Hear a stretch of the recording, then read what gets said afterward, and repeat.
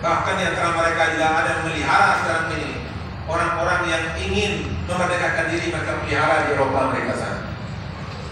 Mereka lindungi di sana. Kenapa? Karena belum relanya mereka akan kemerdekaan. Maka oleh sebab itu, kalau memang kita ingin menjaga kemerdekaan ini, kalau memang kita ingin membangun bangsa ini, bangsa Indonesia ini, maka sesuai dengan apa yang dikatakan oleh Allah SWT dan sesuai dengan apa yang dituliskan dalam pembukaan Undang-Undang Dasar tadi, kita harus kembali kepada iman.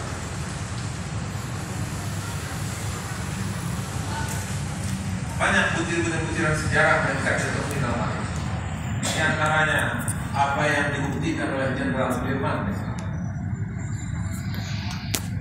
Ketika Belanda ingin membunuh Jenderal Sudirman,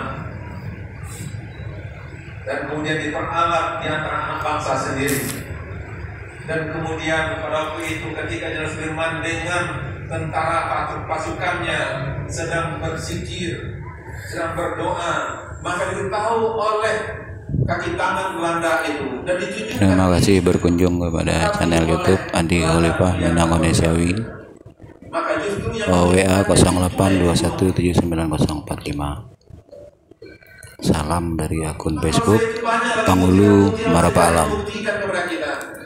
Ketika keimanan itu dimiliki oleh bangsa ini, dan ketika rakyatnya beriman, ketika umatnya dekat dengan Allah, ketika umatnya memiliki keyakinan yang mantap, maka itulah yang melandasi kita bisa berjaya dan bisa membangun bangsa ini. Maka oleh sebab itu, kalau memang kita ingin membangun bangsa ini ke depan, membangun negara ini ke depan, tidak ada yang lain kecuali kita harus mendekatkan diri kepada Allah SWT dan mantapkan. Maka oleh sebab itu, menguatkan keimanan rakyat, menguatkan keimanan anak bangsa, itu bukannya tugas ulama, tapi adalah tugas pemerintah.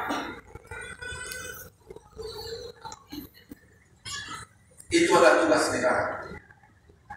Itu pula makanya 1 Juni yang lalu kita peringati kelahiran Pancasila, dan salah satu sila dari Pancasila itu adalah ketuhanan yang Maha Esa.